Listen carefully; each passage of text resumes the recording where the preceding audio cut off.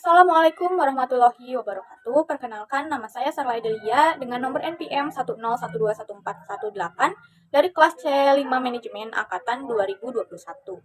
Dengan dibuatnya video ini untuk memenuhi tugas evaluasi tengah semester mata kuliah riset pemasaran. Untuk pemaparan materi yang pertama yaitu tentang paradigma bisnis terkini. Apa sih paradigma bisnis terkini itu? Paradigma bisnis merupakan suatu perubahan atau perkembangan yang terjadi pada perusahaan yang memproduksi barang maupun jasa.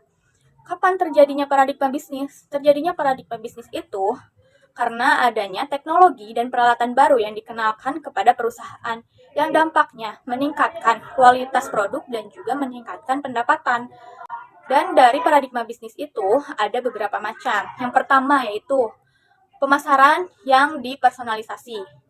Apa sih maksudnya? Maksudnya yaitu menganalisis data pencarian konsumen sebelumnya untuk periklanan. Dan yang kedua, ada analisis data waktu nyata. Apa itu?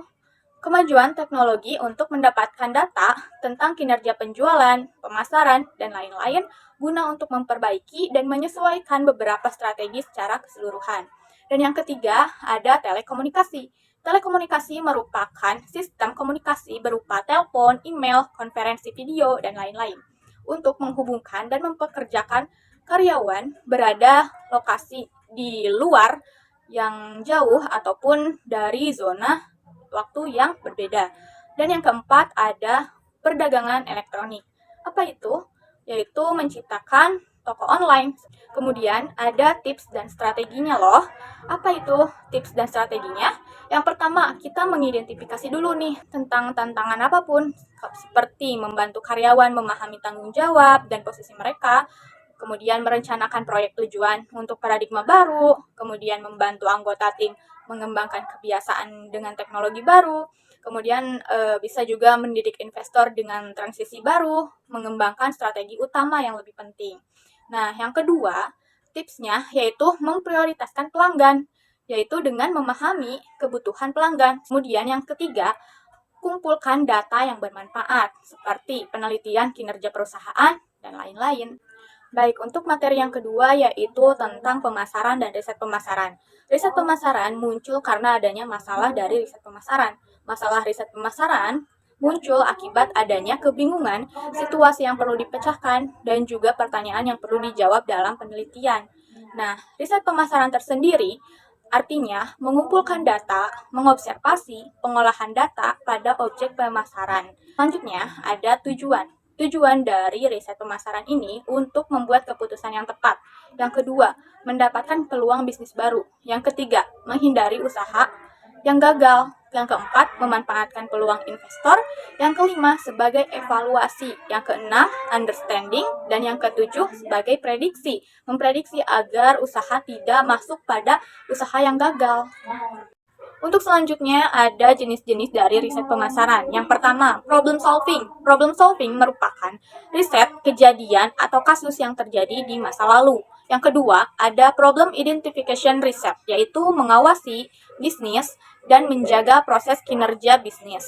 Dan yang ketiga, ada planning research, yaitu mendapatkan informasi untuk merencanakan kegiatan pemasaran yang akan datang. Baik, untuk yang selanjutnya ada proses riset pemasaran. Yang pertama, identifikasi masalah. Yang kedua, melakukan pendekatan masalah. Yang ketiga, merancang riset. Yang keempat, pengumpulan data. Yang kelima, menganalisis data. Yang keenam, melakukan presentasi laporan. Riset pemasaran memiliki peran sebagai menciptakan ide, variasi pilihan ide, membangun mengembangkan konsep, pengembangan dan strategi pemasaran, analisis bisnis, pengembangan produk, dan juga tes pasar. Untuk alat yang digunakan di riset pemasaran, yaitu pasar sasaran dan segmentasi, pemasaran konten, media sosial, periklanan digital, email marketing, optimasi mesin pencarian atau SEO, pemasaran influencer, analitik pemasaran, yaitu mengukur dan menganalisis kinerja pemasaran, pemasaran interaktif dengan pelanggan maksudnya, kemudian ada promosi penjualan berupa diskon, hadiah, giveaway, loyalitas, dan juga kupon. Pemasaran viral, kemudian ada juga pemasaran konten terpersonalisasi.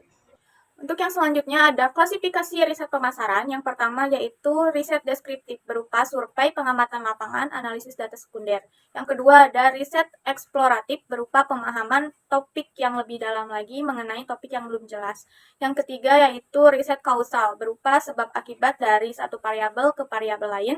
Yang keempat yaitu riset kualitatif pemahaman perilaku konsumen. Yang kelima yaitu riset kuantitatif berupa pengumpulan data yang dapat diukur. Yang keenam yaitu riset primer berupa data sesuai kebutuhan. Yang ketujuh ada riset sekunder, data yang sudah ada. Yang kedelapan ada riset pasar. Proses penelitian yang empiris. Yang pertama yaitu identifikasi masalah penelitian terlebih dahulu. Yang kedua, perumusan tujuan penelitian. Yang ketiga, pemilihan metode penelitian. Yang keempat, perancangan instrumen penelitian. Yang kelima, pemilihan sampel dan pengumpulan data. Yang keenam, analisis data. Yang ketujuh, interpretasi hasil. Yang kedelapan, penyusunan laporan penelitian. Yang kesembilan, implementasi rekomendasi. Yang kesepuluh, evaluasi hasil implementasi. Lalu ada marketing riset proses berupa laporan persiapan, deskripsi metodologi, rincian sampel, tujuan instrumen, pengendalian kualitas.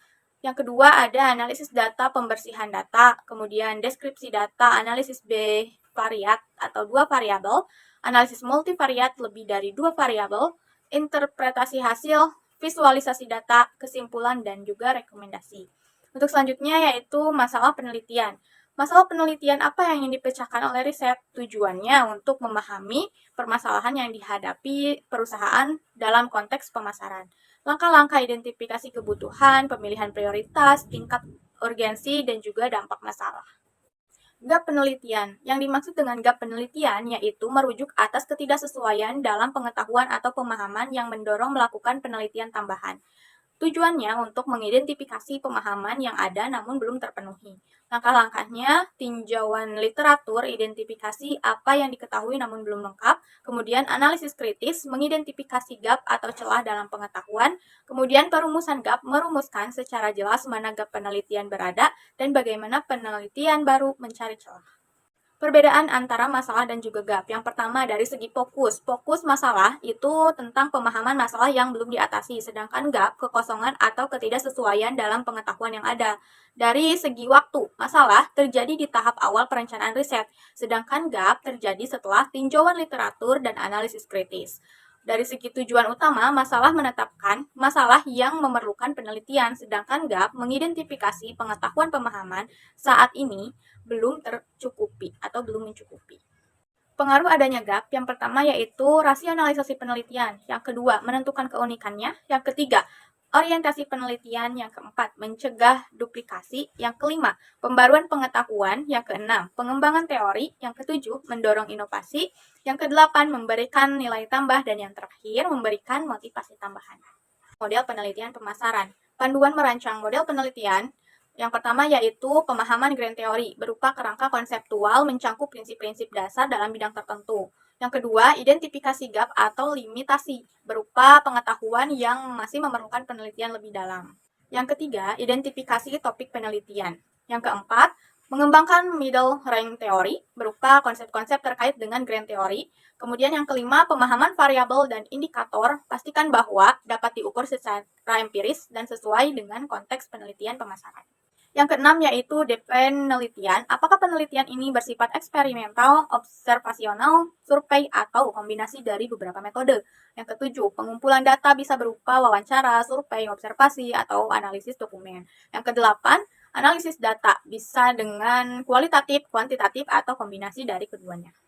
Yang kesembilan ada validasi dan reliabilitas untuk meningkatkan kepercayaan terhadap temuan penelitian. Yang kesepuluh diskusi dan implementasi, identifikasi temuan mendukung, menolak, atau mengembangkan grand theory. Dan yang terakhir ada publikasi dan diseminasi, yaitu mempertimbangkan cara untuk mempublikasikan hasil penelitian.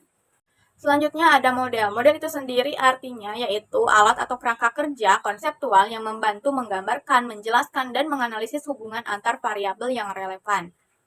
Jenis dari model pemasaran yang pertama ada variabel model, terbagi kepada beberapa jenis lagi. Yang pertama yaitu ada variabel independen, yaitu variabel penyebab atau pemicu perubahan. Yang kedua, variabel dependen, yaitu variabel hasil atau akibat dari perubahan variabel independen. Yang ketiga yaitu variabel kontrol, yaitu variabel mengontrol hubungan antara variabel. Yang keempat ada parameter, koefisien atau angka dalam model matematis yang mengukur hubungan antar variabel. Yang kedua ada graphical model, berupa hubungan antar variabel dalam penelitian. Komponennya meliputi simpul, sisi, arah panah, keuntungan, visualisasi hubungan, klasifikasi konsep, komunikasi yang efektif. Keterbatasannya tidak menyajikan bobot hubungan, kompleksitas terbatas. Pengembangan selanjutnya yaitu memilih struktur konseptual penelitian. Selanjutnya, matematika model. Fungsi matematis menggambarkan sejauh mana variabel mempengaruhi variabel lain. Komponennya variabel independen, variabel dependen, parameter, dan juga kesalahan. Keuntungannya memberikan ukuran kualitatif prediksi analisis statistik. Dan keterbatasannya, asumsi linearitas mempengaruhi lainnya. Pengembangan selanjutnya sebagai dasar analisis lebih lanjut. Tujuan dari model itu sendiri yaitu sebagai pemahaman perilaku konsumen, evaluasi strategi, pemahaman kinerja, optimasi rencana pemasaran. Dan keuntungannya yaitu pemahaman lebih baik, dasar untuk pengambilan keputusan, dan juga panduan untuk penelitian lebih lanjut. Sedangkan keterbatasan dari model yaitu terlalu sederhana dan terlalu kompleks, asumsinya yang mendasar.